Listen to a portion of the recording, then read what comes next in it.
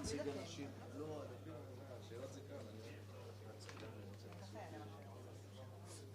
אני אשאל מה שאני רוצה ואתה שאלה. שאלה מעולה, זה לא שאלה. אני אנסה לענות. התכווננתי על מה ששאלה. אני רוצה לראות איך להציג את החוץ. אתה רוצה להציג את עצמי?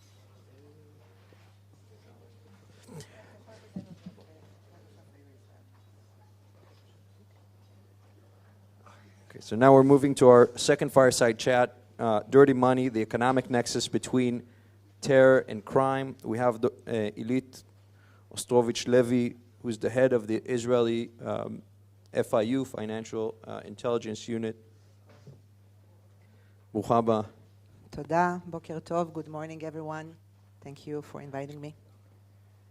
Ilit, thank you for being here. Very briefly, just so everybody is aware, 30 seconds of your background and the transition between public and private and maybe how that comes into effect in your current role. It's literally impossible to do that in 30 seconds, but I came in and out the public sector 5 times. Long way to go. I'm very excited to be here, by the way, because Shlomit is sitting here. She's been my mentor for over a decade now. She taught me everything I know, and she's still like, I was listening to her, and I'm just like ecstatically nodding for everything she says, yes. So I've been the head of Israel FIU, IMPA, Israel Money Laundering and Terrorism Financing Prohibition Authority, which goes to your title of this fireside chat, right? Terrorism financing and money laundering together. Before that, I've been working for Meta as a compliance officer, for Novi, the crypto wallet that was never really a product, but I was there for a couple of months, had a chance to get a glimpse from the inside of Meta, and before that, I was working at IMPA for a couple of years, and I've been working for the intelligence community for a couple of years, and I've been working at the Supreme Court of Israel and a private law firm again, and of course a bank. I was at the compliance department. I was the GC for the compliance department of a group of banks in Israel. So I guess the most important thing is that I have a 360 degrees view of both money laundering, financial crime, and terrorism financing, from the point of view of the regulator, from the point of view of the criminals, from the point of view of the banks. I kind of know this arena pretty well. And we're fortunate to have you, and thank you again. I'm very privileged to be here. Thank you. Coming. Take us to the 30,000-foot view.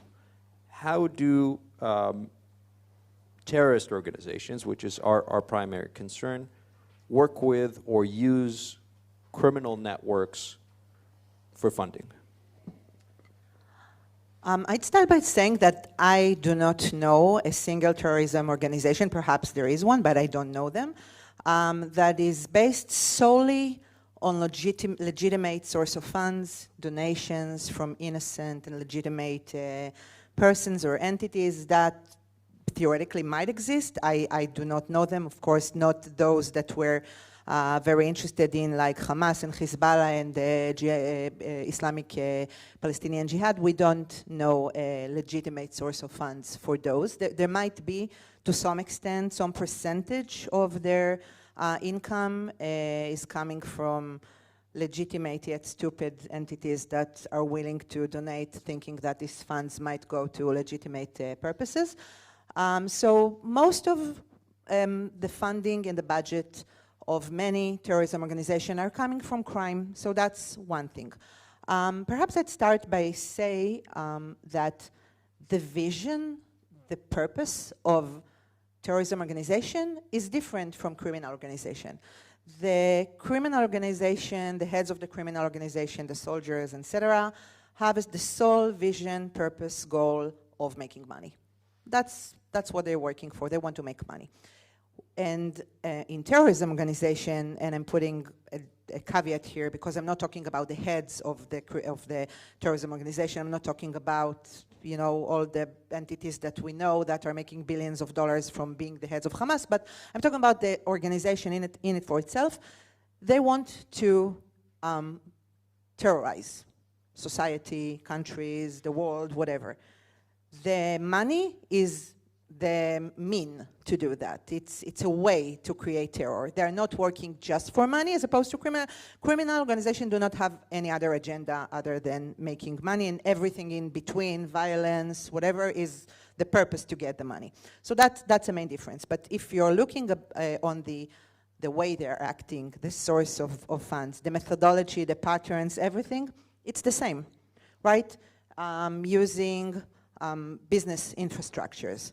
If you're talking about sophisticated criminal organization, you still have the, simple criminals that are not necessarily doing that, but they're using business infrastructures, using shell companies, frontmen, opening bank accounts worldwide, wiring money from here to there, using this business structure, using similar patterns of either using money service businesses or exchange houses, whatever you call it, and using cryptocurrencies and using hawala. And I mean, the way to transfer the money from here to there is similar. The patterns are similar.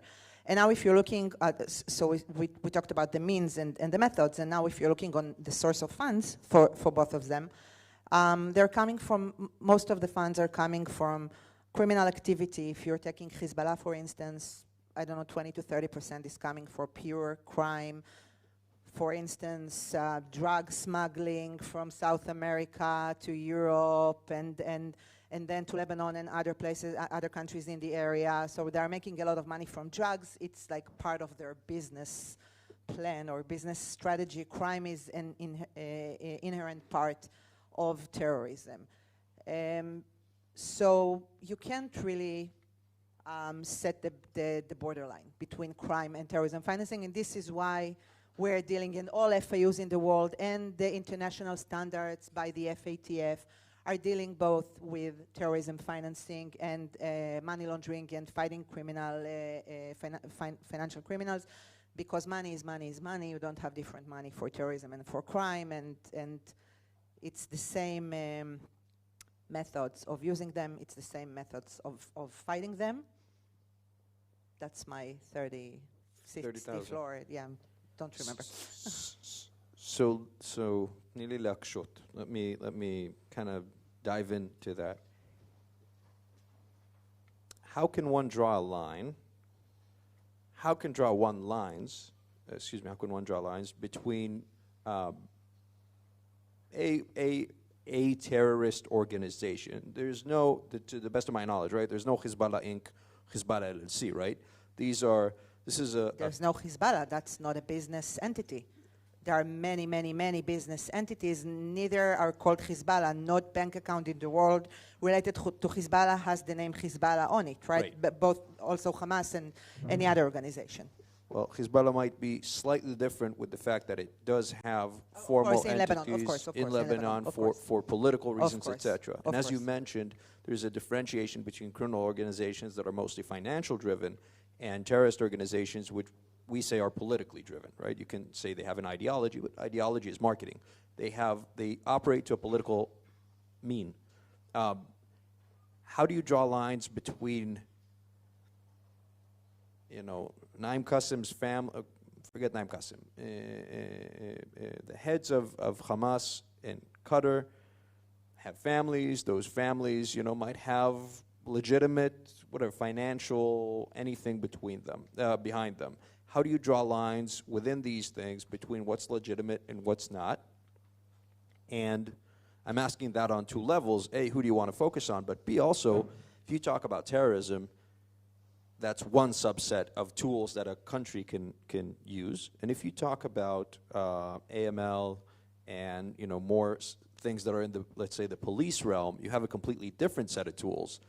Sometimes these are, foreign terrorists, and these are citizens of a country. So how do you, as a regular, how do you even draw the lines to decide what you can, what you can't, what to focus on, what not to focus on? This is basically our, strategic plan, what you're talking about. The good news is that there is a very high international curiosity since October 7th regarding everything. So they care less whether It's a legitimate, is there even a legitimate business associated with Hezbollah? I don't know, but even if there is, we care less about that because we're talking here about the, big stones, big entities. It's a very, very, very complicated issue to analyze, to find those entities, to find those I mentioned earlier. There are shell companies, and there are business structures, and there are bank accounts. I'll give you a hint to, a glimpse, to what we have been doing for the past 2 years. So, literally 2 days after October 7th, I was approached by my colleagues in Germany, the Netherlands, and the United States. They were paralyzed by what happened in Israel, by the horrific terror attack, and they asked me, what can we do? Like, we have the power, we have the intelligence, what can we do? And we're talking here about countries that are very not into terrorism financing investigation. Everyone knows terrorism happen in certain countries, the financing happen in other countries, and they think that they have, like, it's not my problem, right? NIMBY, not in my bag. It's not my problem. It's Israel problem. We were very sympathetic to that, and we wanted to help, but we're not very much into that. And October 7th kind of changed this modus operandi. They kind of realized that they might have something to do with that. So together, make a long story short, because that's a long story, together we founded a groundbreaking, game-changing organization. It's called CTFTI, Counter-Terrorism Task Force Israel. And we created it. 17 countries joined us. I'm not going to name all of them, but all important like-minded, or at least were like-minded countries. They are still like-minded when it comes to fighting money laundering and terrorism financing, including the 3 I just mentioned, and also Canada, France, Switzerland, Luxembourg, which is a very important financial hub, Estonia, which is a very important hub when it comes exactly to fintech and virtual assets. We're opening a branch there. It's a very important hub, and they did an amazing job becoming this hub, but that's for another workshop. And together we started they came to help us, but very quickly they realized that they're helping themselves, because they started to investigate to see how they can help Israel, and then they started to dig in and dive in, and realizing that they have major terrorism financing structures within their own countries. They find all of Hamas entities, and of course we gave them all the leads. We gave them everything that we know in order for them to be able to start tracking. But then what they found is that they realized that they came to help us, but eventually they were helping themselves. And the good thing about that is that is the one thing that we do not need. We're talking here intelligence exchange. Okay, we don't need any approvals to do that. We don't need resources. We don't need anything. We just need counterparts and partners to do that. So again, it could be a very long story, but to try to keep it short, together we created a unique, game-changing intelligence map that never before existed in the state of Israel, that mapped all of the entities of Hamas worldwide. And when I'm saying entities, I'm talking about persons, either frontmen or the actual people, bank accounts in the bank, including IBANs, everything. We know exactly where the bank account is. And of course, companies, shell companies, real companies, money transferred. It looks like a 300 pages book. And together we created this intelligence map, and which enabled us, this is kind of related to the risk assessment that Shlomit mentioned before that, and it created the ability to focus, to see where we're going to get, because it's literally impossible. You have to prioritize. You can't get everyone, but we know where to get. And many times, since those are like-minded countries, both for terrorism financing and money laundering, sometimes the means are to find in the money laundering tools. For instance, in many countries, Israel included, terrorism financing is a predicate offense of money laundering. So it's easier for them to criminalize the terrorism financing and then indict and criminalize the money laundering and then confiscate the funds. So it's very complicated legal tools. But again, this line doesn't necessarily have to be drawn. It could be drawn, but it's very, very important to prioritize and focus on the big entities, the important entities. And what can I say? If on the way, I never encountered harmless entities in this journey, but we might encounter them, but it's less important for us. I'm very encouraged to hear about this map and this effort to create an overview. I just want to add something very important. We created a map, but it was given to the intelligence community, right? We're at IMPA, Israel FAU, our mission is to conduct the financial intelligence analysis. Omer, I don't see him right now, he mentioned the professionalism of the analyst and to know how to. So at IMPA, not only we're the most professional people in Israel, but we're among the most professional analysts and FAU in the world. So they know how to analyze terrorism financing. We're, in the past 2 years, we're in the journey of educating the world, either our partner FAUs or the financial sectors in other countries, but we're creating the map and then we're handing it to the intelligence community in order to be able to move it forward. Final question, 30 seconds. You already realized that I don't know how to answer it. That's okay. That's why we have signs coming up. Final question. And it's a kind of a variation of what I've been asking as a final question for everyone. Where should we be focusing, we as a country, as a community, as investigators, and as researchers? Where should we be focusing our energy and our efforts and our time? What should we be looking at to make a difference? In my perspective, we should focus on both supervision, specifically on NGOs in Israel, NGOs related in general and NGOs related to terrorism financing in particular. And we should focus in supervision of money service businesses and money service providers because they're not very much supervised, to say the least, in general. And in the past 2 years, we saw in Israel MSBs related to MSBs in the Palestinian Authority and in Gaza, and we saw the connections between them. And that's a very, very dangerous gap that must be harshly supervised, and that's something that we must focus on. We also must focus on criminalizing terrorism financing in Israel.